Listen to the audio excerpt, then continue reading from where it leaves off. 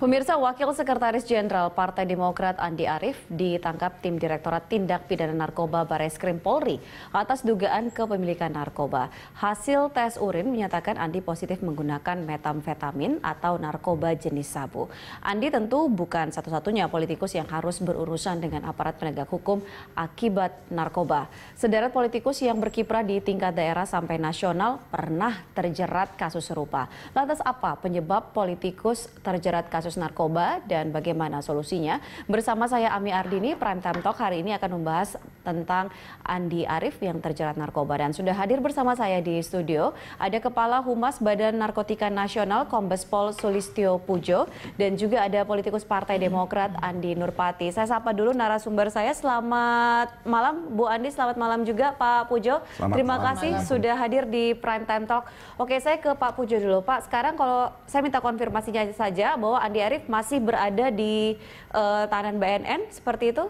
Jadi penyidiknya kan dari Bareskrim. Nah, jadi kalau penyidik Bareskrim tidak mungkin yang nahan BNN. Itu prinsip utama yang harus kita pahami. Atau dititipkan ya, bagaimana? Tidaklah. Ya, masalah yang lain tentu saja karena masalah narkoba tentu saja kan itu secara nasional BNN ini sebagai penentu kebijakan ya bersama dengan instansi terkait lainnya.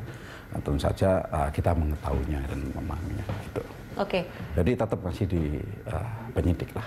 Oke. Tetapi kondisinya saat ini apakah BNN punya informasi kalau tidak salah kan juga melakukan asesmen kan ikut dalam tim terpadu seperti itu? Jadi asesmen itu ya itu adalah merupakan amanah undang-undang ya. Asesmen jika ada orang yang ditangkap karena menggunakan narkoba itu dilakukan asesmen yang namanya compulsory. Compulsory untuk melihat sejauh mana yang bersangkutan terpengaruh terhadap narkoba maupun secara hukumnya keterlibatan sampai batas mana. Begitu kan.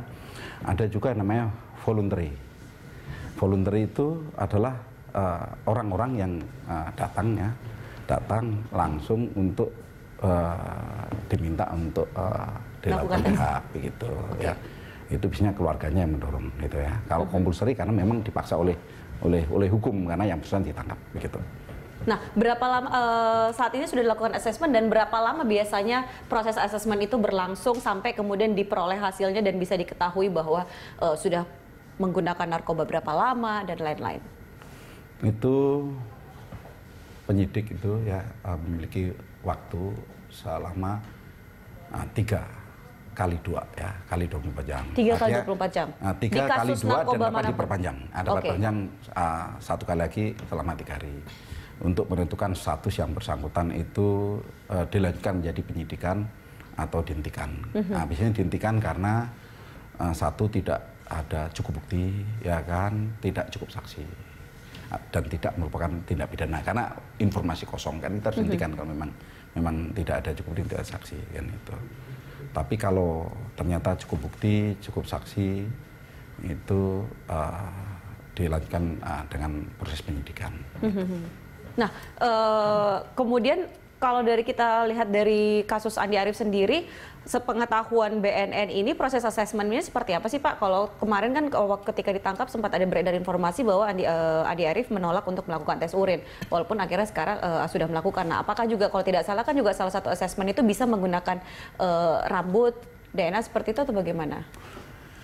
Jadi gini ya, asesmen ini itu namanya tim asesmen terpadu itu intinya adalah agar proses asesmen itu dilakukan secara netral, clear and clean. Tidak ada kepentingan lain, tidak ada kepentingan A dan B dan C kecuali kepentingan hukum dan kepentingan pelaku dan atau dia sebagai korban untuk pelaku. Itu aja. Jadi makanya ada dari kalau yang nangkep polisi ada dari PNN, ada dari jaksanya, ada dari kesehatan. Nah, itu secara terpadu agar adanya check and balance. Ini itu check and balance jangan sampai nanti ada dugaan orang-orang bisa menduga nih ya. Wah ini pasti harus ada apa-apanya ini kan gitu. Nanti kalau dari polisi nanti penyidiknya diperiksa sama inspektorat. Irwasda atau Irwasum dan lain-lain itu kan. Tapi kalau jaksa itu Jamwas kan itu diperiksa. Nanti ini terima apa-apa. Itu makanya dilakukan secara terpadu agar proses yang dilakukan ini betul-betul karena landasan hukum tadi pasal 127 dari Undang-Undang Narkotika nomor 35 tahun 2009. Oke, jadi kita akan menantikan dalam 3 kali 24 jam ini ya, seperti apa. Saya ke Bu Andi. Bu Andi, ini kalau sikap Partai Demokrat sendiri soal kasus Andi Arief ini, apakah sanksi akan dijatuhkan atau bagaimana?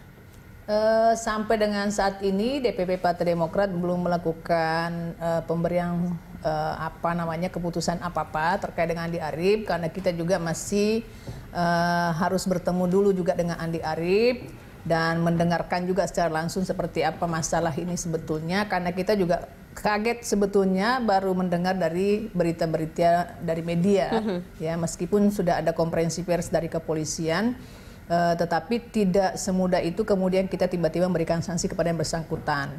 Yang justru kita mau sampaikan adalah rasa kaget yang luar biasa dengan adanya persoalan ini atau adanya musibah yang menimpa Andi Arief. Tentu kita ikut prihatin dengan kondisi ini dan kita berharap Andi Arief bisa tabah, begitu juga dengan keluarganya. Betapapun itu, tentu Partai Demokrat tetap akan mendukung pemerintah dengan maksimal untuk melakukan pemberantasan terhadap penyalahgunaan narkotika, sehingga kita tidak ingin juga bahwa ada lagi korban-korban yang lain yang terjerat kasus ini, apalagi sampai menimpa kepada petinggi-petinggi partai politik, ya, yang tentunya bukan hanya pertama kalinya terjadi pada Partai Demokrat ini, ada juga kader partai lain seperti yang kita ketahui, misalnya Ibrahim Hasan yang anggota DPD Langkat dari Partai Nasdem yang ditangkap BNN menyita seratusan kilogram sabu dan puluhan ribu butir ekstasi milik Ibrahim.